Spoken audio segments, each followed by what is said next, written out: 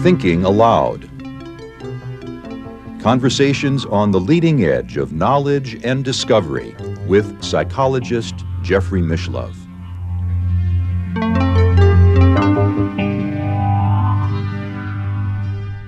Hello and welcome. I'm Jeffrey Mishlove. Today we'll be exploring the possibility of telepathic robots.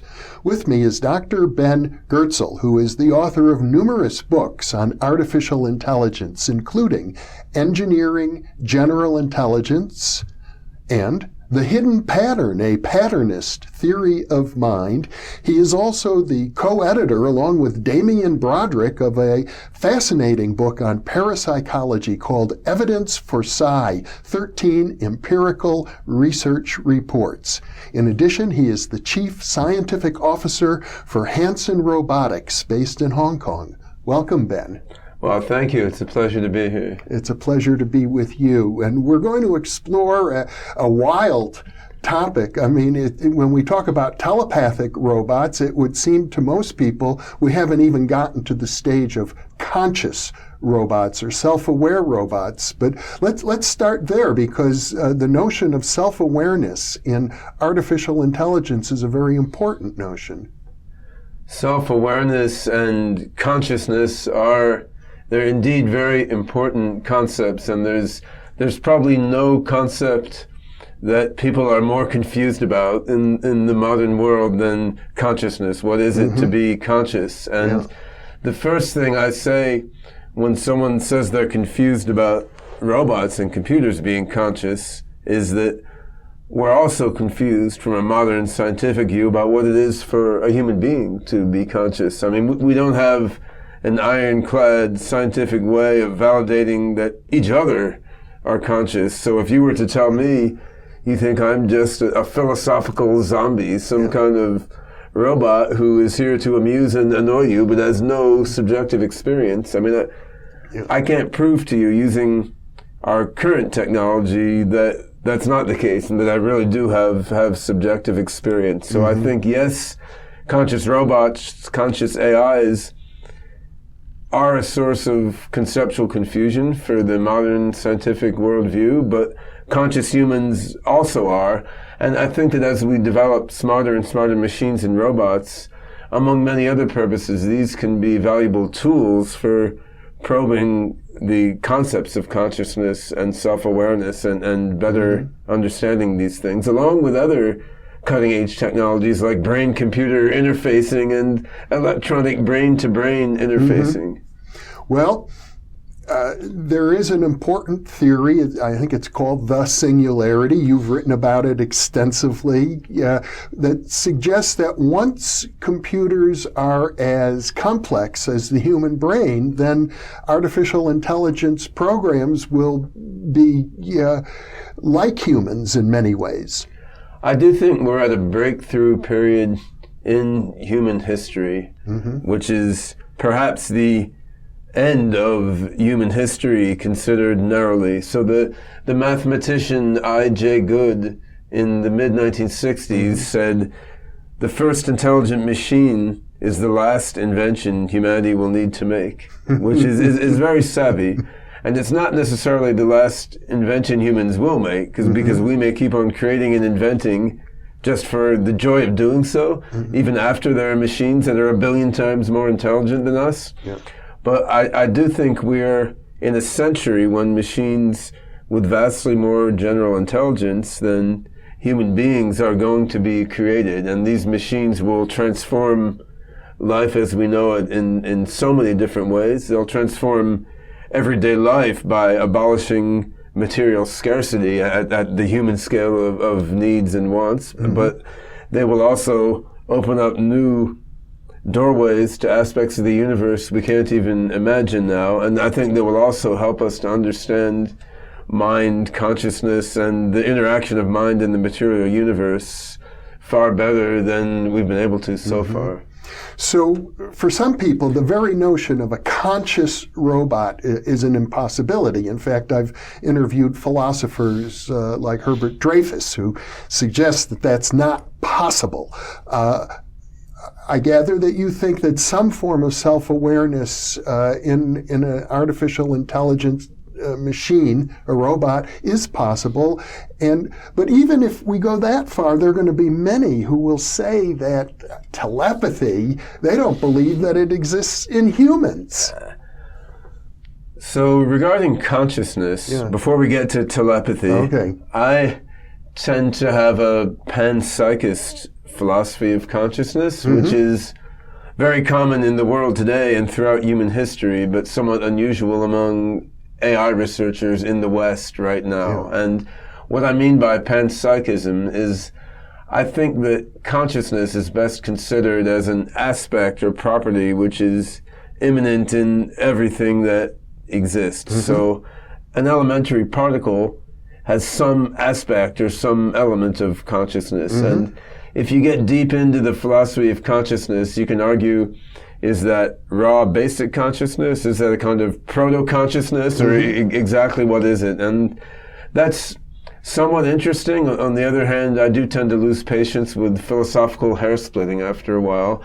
I tend to agree with the philosopher Galen Strawson, as well as David Chalmers and a bunch of other analytical philosophers of consciousness in the Western tradition, as well as with the vast history of Eastern philosophy and, you know, the shamanic traditions of pre-civilized humanity. The consciousness is an aspect of the ground of being. Consciousness is always there. And, you know, whenever we observe or experience something, there is some aspect of consciousness there in that moment of experience.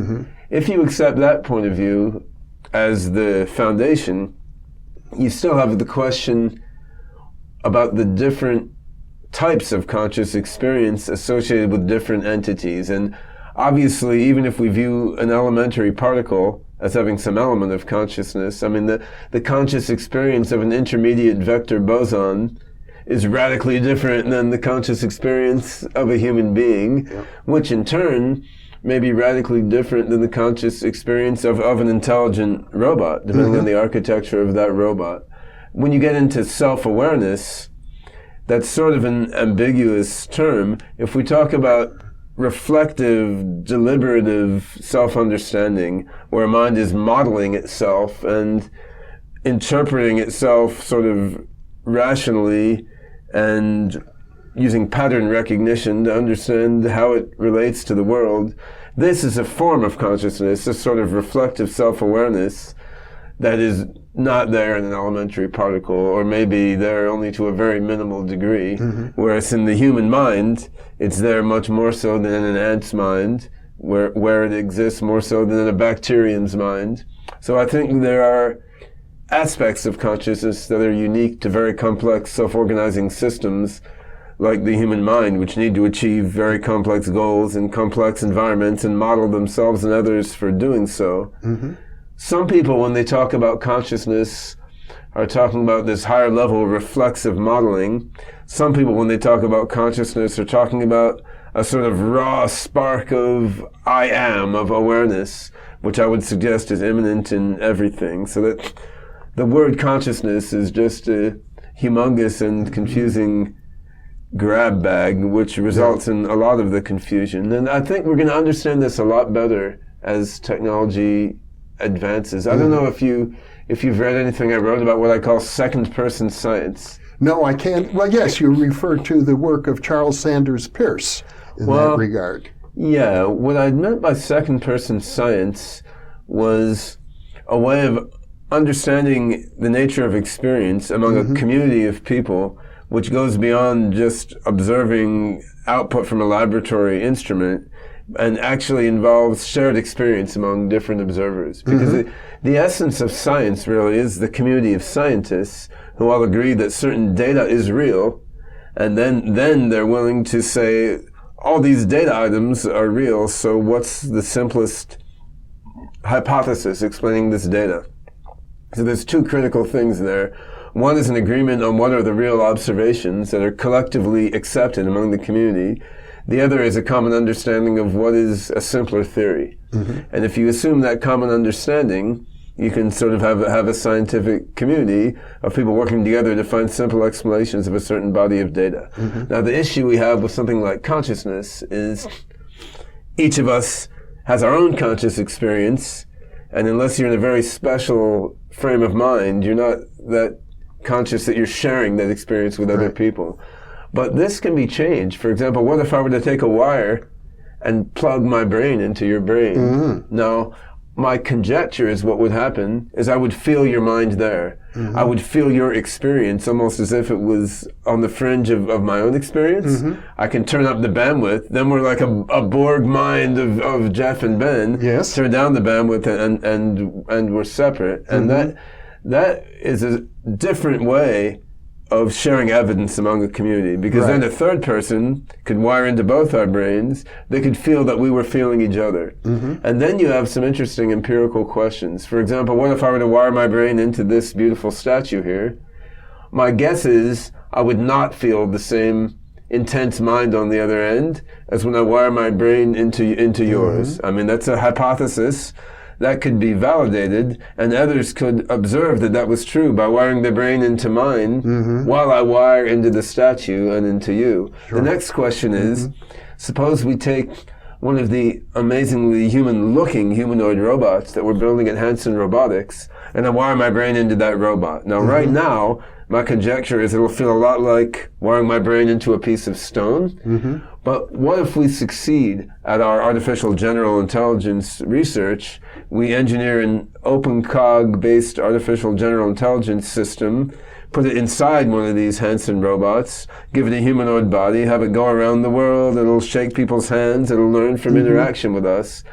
After this robot mind has learned by experience and has a rich knowledge of the world and of itself, what happens then when I wire my brain into the robot's computer processor? Does it still feel like a piece of stone, or does it feel more like a Jeffrey Mishlove?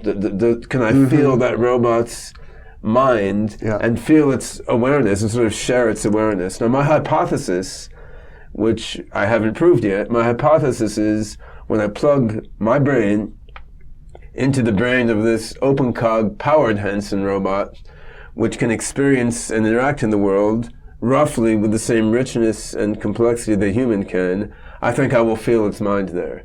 And if I can't, then I will consider that hypothesis proven wrong, and then I'll start wondering, well, why is that? Like, are we missing the quantum processing unit inside that robot? Do we need some Penrosian quantum gravity processing voodoo inside that robot's wiring so that I can share its consciousness the way I can with the human? So I think now it's hard to explore these things empirically, but it won't always be. As AGI, robotics, and brain-computer interfacing advance, this sort of second-person science will be able to bridge the gap between first-person experience and third-person scientific data. And what's amazing is this level of breakthrough can happen within our lifetime. Well, we don't necessarily need wires. If I refer to the anthology that you put together, Evidence for Psi, there are empirical research reports, very rigorous, well done, and a multitude of them that point to the ability of human beings to experience various forms of extrasensory perception. And if the human mind can do this, and if computers or robots will eventually have brains or minds as complex as the human mind, why shouldn't they be able to have that experience as well?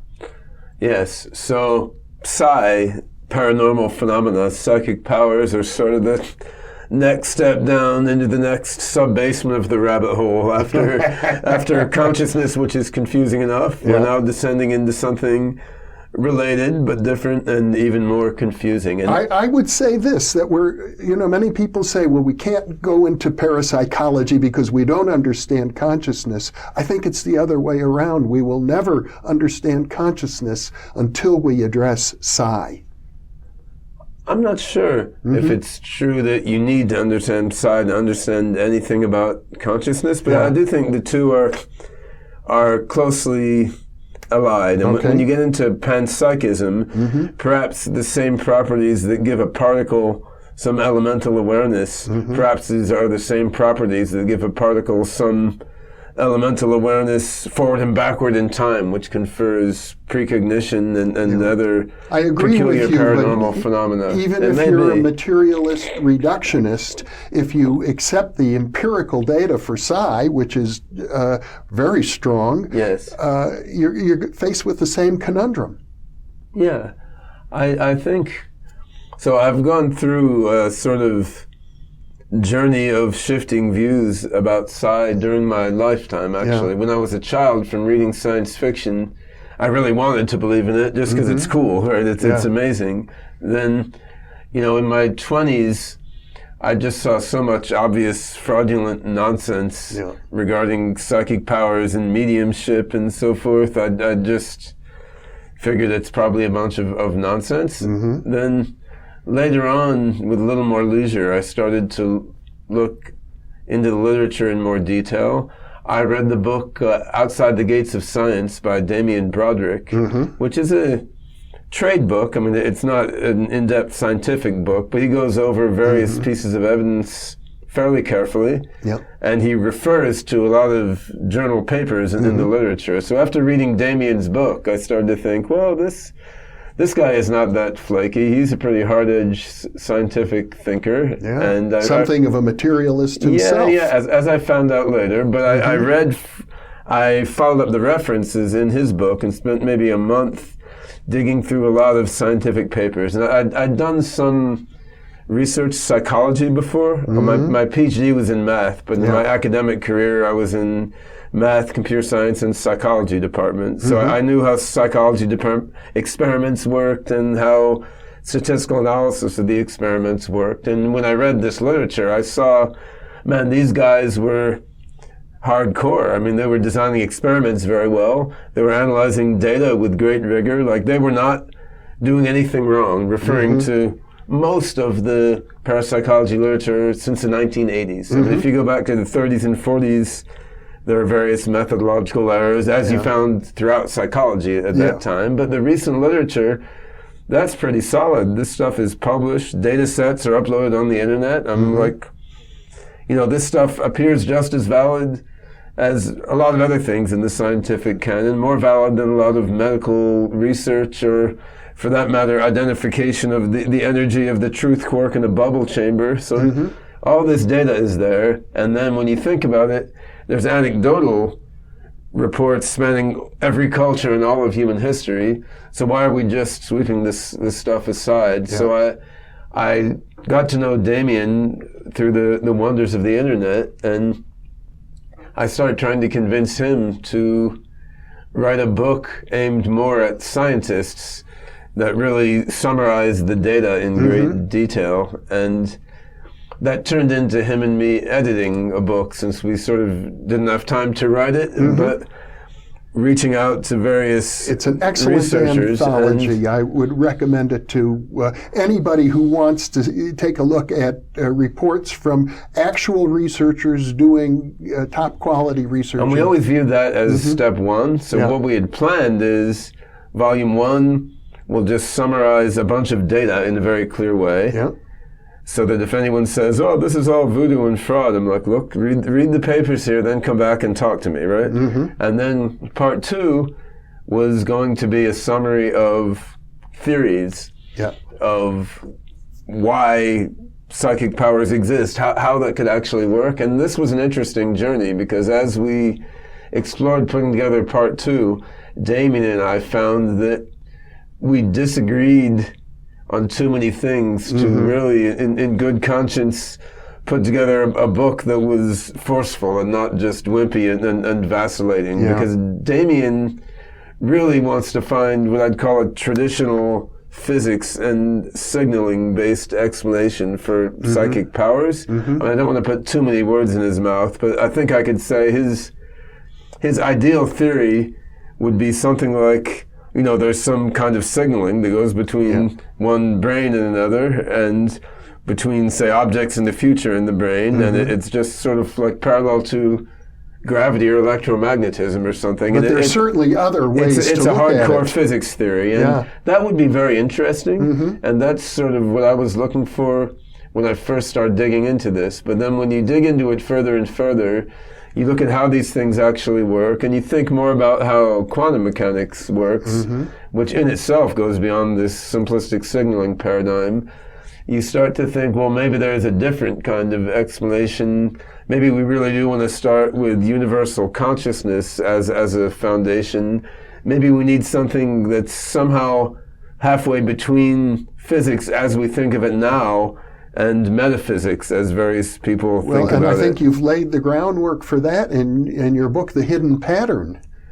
At the very high level, in my book, The Hidden Pattern, which reports my foundational thinking about the philosophy of mind, like what is a mind, how does the mind work, which was really the ultimate foundation for my work on artificial general intelligence and building thinking machines, which is the primary thrust of my career as a scientist. But when thinking through just what is a mind, how does the mind work, I gravitated toward the perspective that you want to view the mind as consisting of experience at a fundamental level, then as sort of reactions of one thing to another, what the philosopher Charles Peirce called secondness, then at patterns or relationships. And then you look at there as being a pattern space, a web, a network of patterns emerging from patterns and relating to other patterns. And if you take this foundational perspective, you can start to look at the four-dimensional space-time continuum, which we, in ordinary states of mind, feel ourselves to occupy, as one very powerful conglomeration of patterns existing in a broader pattern space. Then you can start to look at these various psychic phenomena, ESP, precognition, even perhaps survival after death, reincarnation. You can look at these things as dynamics occurring in the broader containing pattern space, which they involve causal chains that are not entirely contained within this four-dimensional space-time continuum. And I think this is an intellectually rigorous way of thinking. It's not necessarily anti-empirical, although validating ideas in this regard may involve this sort of second-person science I was talking about, but it goes beyond physics as we typically think about it now. But to me, that's a feature rather than a bug, to put it in software terms. Quantum physics goes way beyond physics as people conceived it 300 years ago.